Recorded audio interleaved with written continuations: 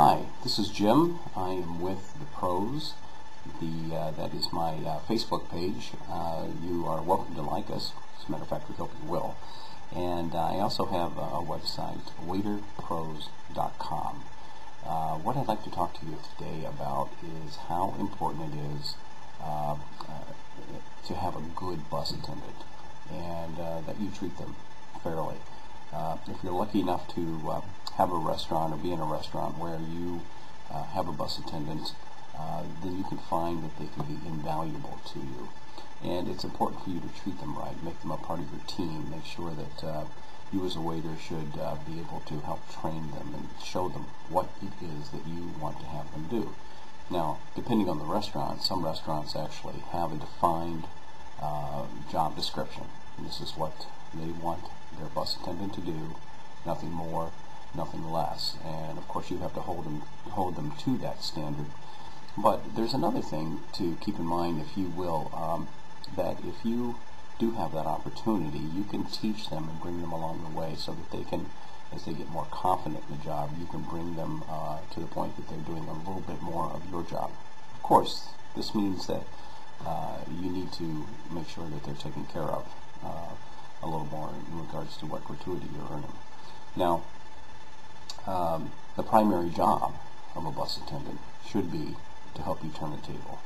And by turning the table, of course, for those of you who have been in this industry, you know that means the money in your pocket. If you can get to the point where you're near the end of the dining experience and the guest is just about finished, that you should really be down to a few glasses, a few pieces of silverware on that table, and you, along with the bus attendant, should be the ones making sure that that's been cleared, so that when the guest leaves, it is a quick change for you to be able to switch those glasses off of the table with a few remaining silverware, and the table is reset, ready for you to make more money. As a waiter or waitress, this is the way it happens. Ultimately, if you can turn your table 3 to 5 times in an evening, you are making money.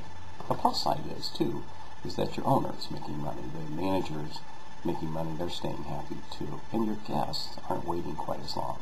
So as you teach them that, there might also be the opportunity for them to be able to help you by bringing water, pouring water into glasses when it's a little bit slower. These are other jobs that you might be able to get them to help you with. Replacing stainless ware as it's removed.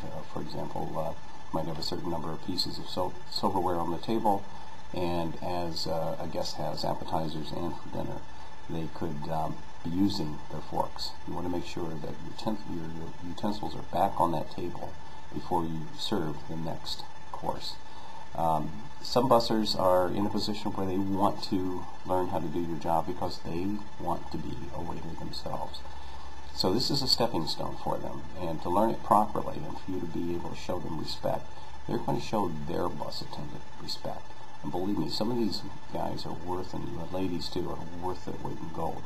So when they can make sure that you're getting a table turned and you're taking care of them, they will take care of you, and they will show this respect down the line.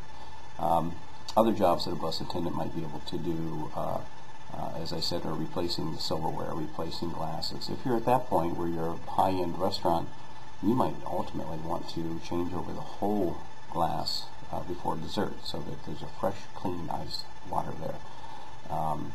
And some can only do what there might be as far as a bus attendant. If you're lucky enough to have one in the restaurant, they might be handling anywhere from 4 to 8 waiters. And keep in mind, if you have 3 to 4 tables or 5 tables, that's a lot of tables for a bus attendant to try to maintain. In addition, they're probably bringing glassware, plates, silverware from the dishwasher, so that you can keep stock and keep things replenished. So keep that in mind when you're starting to look around and get discouraged that your bus attendant isn't in the area.